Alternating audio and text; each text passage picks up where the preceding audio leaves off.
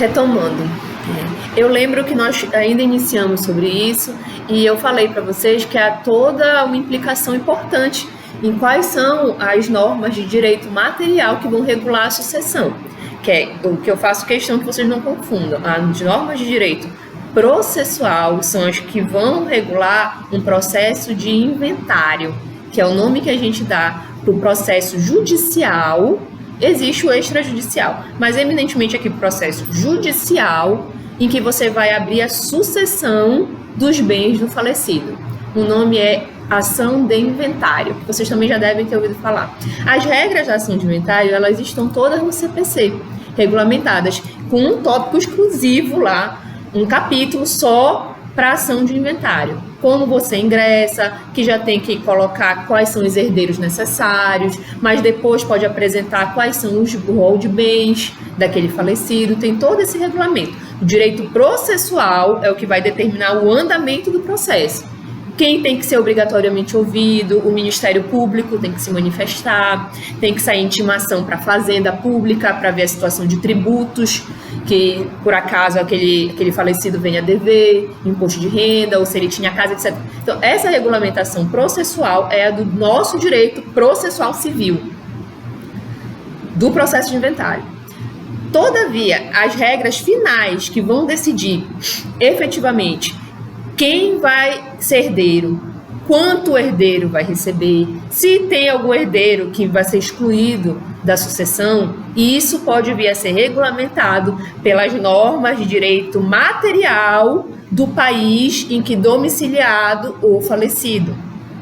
Então, norma de direito material é que vai decidir quem é herdeiro, qual é a porcentagem que aquele herdeiro vai receber.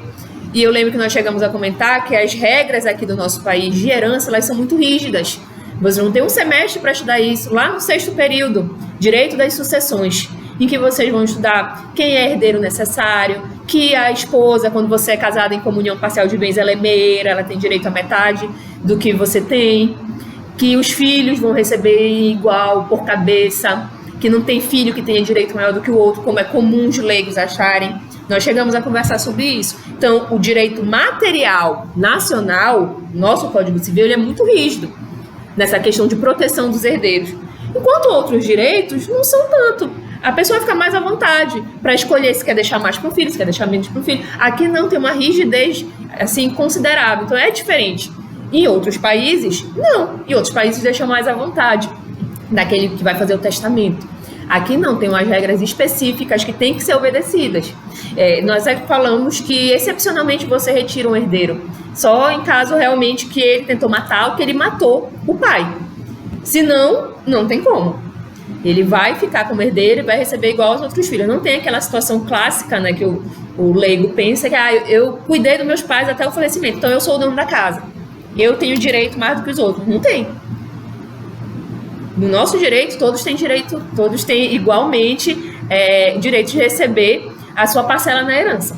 Em outros países, não. É comum a gente ver que tem um filho que foi excluído, tem um filho que vai receber mais, tem um filho que vai receber menos. Então, o que pode vir a ser aplicado de fora, de estrangeiro, é essa norma de direito material. Isso pode vir a ser aplicado aqui. Mas isso é uma excepcionalidade que eu estou trazendo para vocês, tá? A regra é processo judicial, a lei do processo, que regulamenta todo o processo, é o nosso CPC, e alguma regulamentação que tenha nos tribunais de justiça por seus regimentos internos. A decisão do juiz, excepcionalmente, pode aplicar o direito material estrangeiro. E aí trouxe o exemplo aqui do artigo 10 da Lei de Introdução às Normas de Direito Brasileiro. Qualquer dúvida, vocês mandam mensagem ainda. A gente vai rever também. E, finalmente, vigência da lei processual. Aqui, a vigência da lei processual, a gente também traz para vocês relembrarem a regra lá do artigo 1º da LIDB.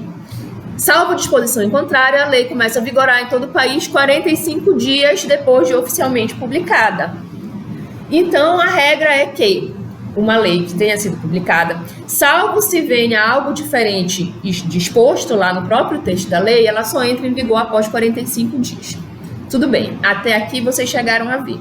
E como isso aplica ao nosso direito processual civil?